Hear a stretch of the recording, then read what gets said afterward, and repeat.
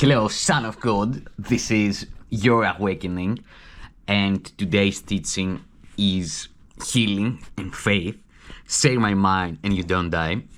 And we said before that when a situation has been dedicated wholly to truth, peace is inevitable. When a situation is dedicated wholly to truth, peace is inevitable. Its attainment is the criterion by which the wholeness of the dedication can be safely assumed. Its attainment is the criterion by which the wholeness of the dedication can be safely assumed. Yet we also said that peace without faith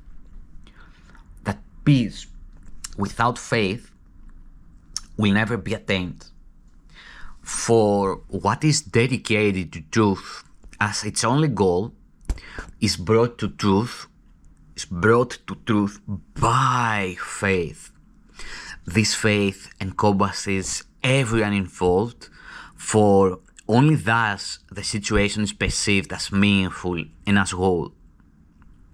And everyone must be involved in it, or else your faith is limited and your dedication incomplete.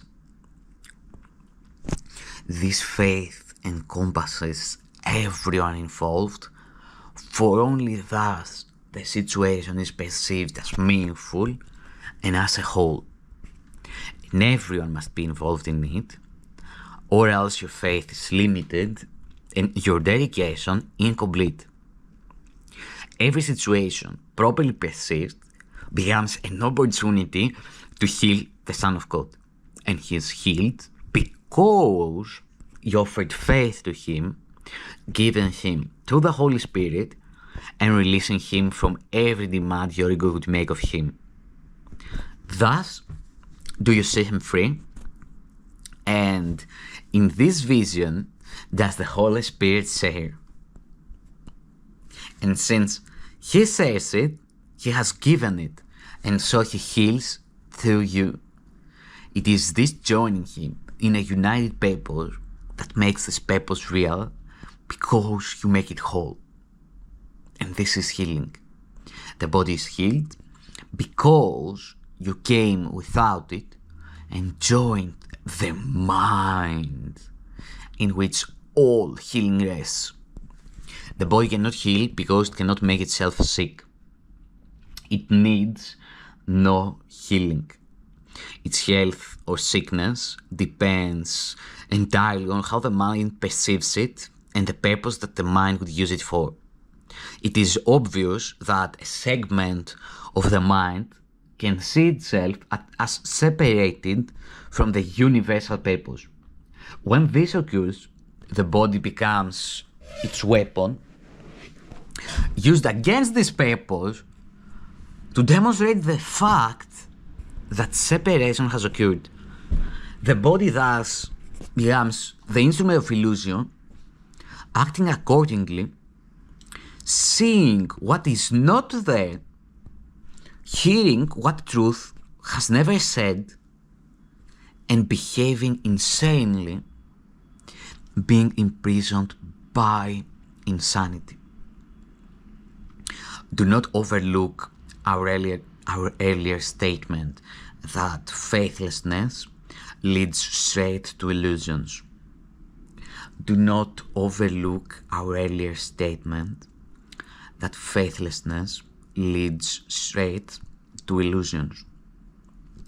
For faithlessness is the perception of a brother as a body, and of course the body cannot be used for purposes of union. If then you see a brother as a body, you have established a condition in which uniting with him becomes impossible. Your faithlessness to him has separated you from him and kept you both apart from being healed.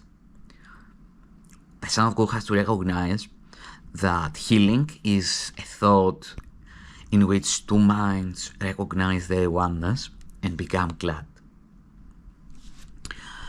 Your faithlessness has thus opposed the Holy Spirit's purpose and brought illusions centered on the body to stand between you. And the body will seem to be sick, for you have made of it an enemy of healing and the opposite of truth. It cannot be difficult to realize that faith must be the opposite of faithlessness. Yet the difference in how they operate is less apparent, though it follows directly from the fundamental difference in what they are.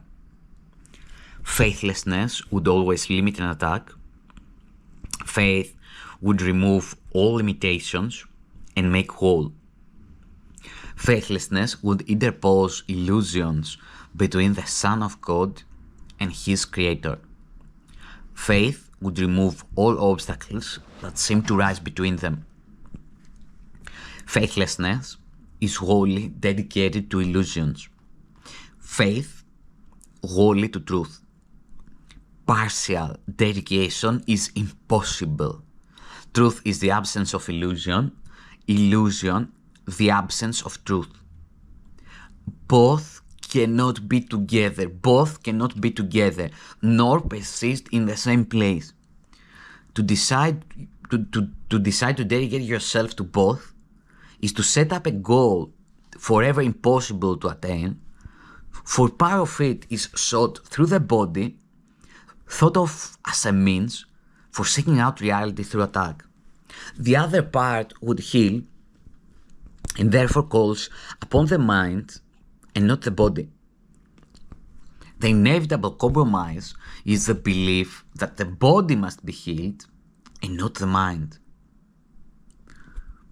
For this divided goal has given both an equal reality, which could be possible only if the mind is limited to the body and divided into little parts of seeming wholeness, but without connection. This will not harm the body, but it will keep the delusional thought system in the mind. Here then is healing needed, and it is here that healing is. For God gave healing not apart from sickness, nor established remedy where sickness cannot be. They are together, and when they are seen together, all attempts to keep both truth and illusion in the mind, where both must be, are recognized as dedication to illusion, and given up when brought to truth, and seen as totally unreconcilable with truth in any respect or in any way. Truth and illusion have no connection. This will remain forever true, however much you seek to connect them. But illusions are always connected, as is the truth, as is truth. Each is united, a complete thought system, but totally disconnected to each other. And to perceive this is to recognize where separation is and where it must be healed. The result of an idea is never separate from its source. The idea of separation produces the body and remains connected to it, making it sick because of the mind's identification with it. You think you are protecting the body by hiding this connection, for this concealment seems to keep your identification safe from the attack of truth. If you but understood how much this strange concealment has hurt your mind, and how confused your own identification has become because of it, you did not see how great the devastation wrought by your faithlessness, for faithlessness is an attack that seems to be justified by its results. For by withholding faith, you see what is unworthy of it, and cannot look beyond the barrier to what is joined with you. To have faith is to heal. It is the sign that you have accepted the atonement of Christ for yourself and would therefore share it. By faith, you offer the gift of freedom from the past which you received. By faith, you offer the freedom of gift from the past which you have received. You do not use anything your brother has done before to condemn him now. You freely choose to overlook his errors, looking past all barriers between yourself and him and seeing them as one. And in that one, you see your faith is fully justified. There is no justification for faithlessness, but faith is always justified.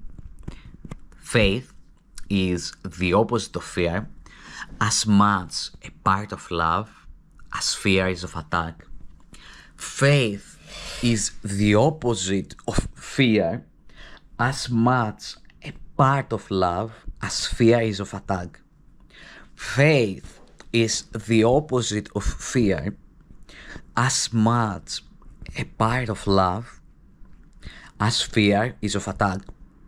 Faith is the acknowledgement of union.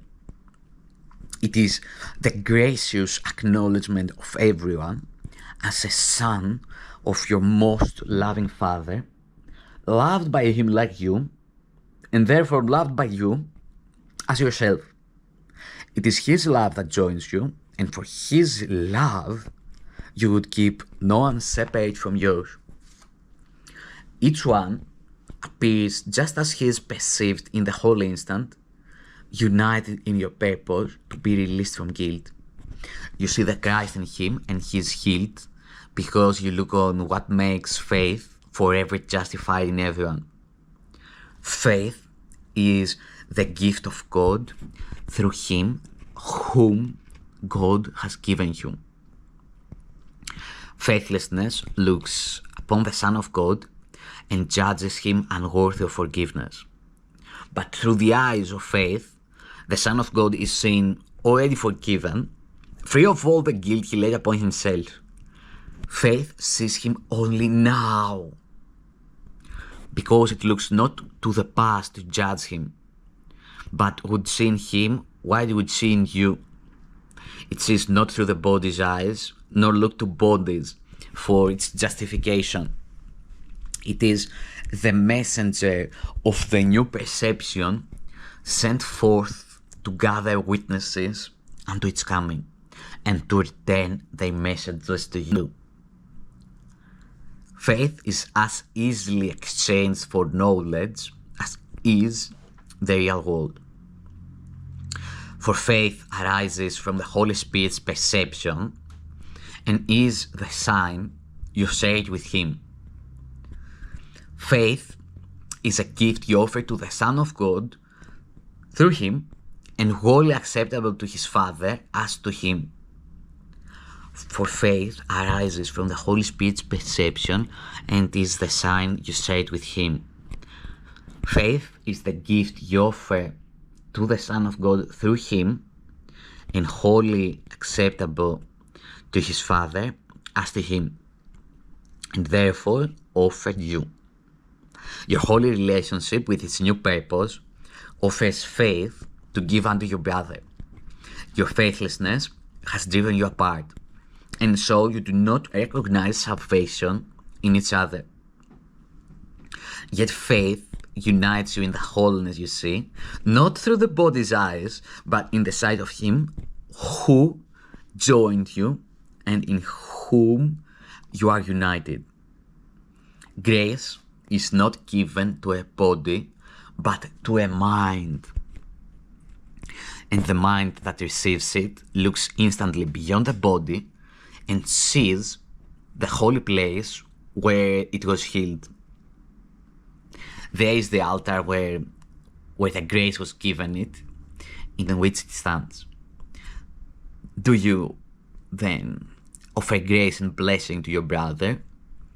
For you stand at the same altar where grace was laid for both of you. And be you healed by grace together, that you may heal through faith.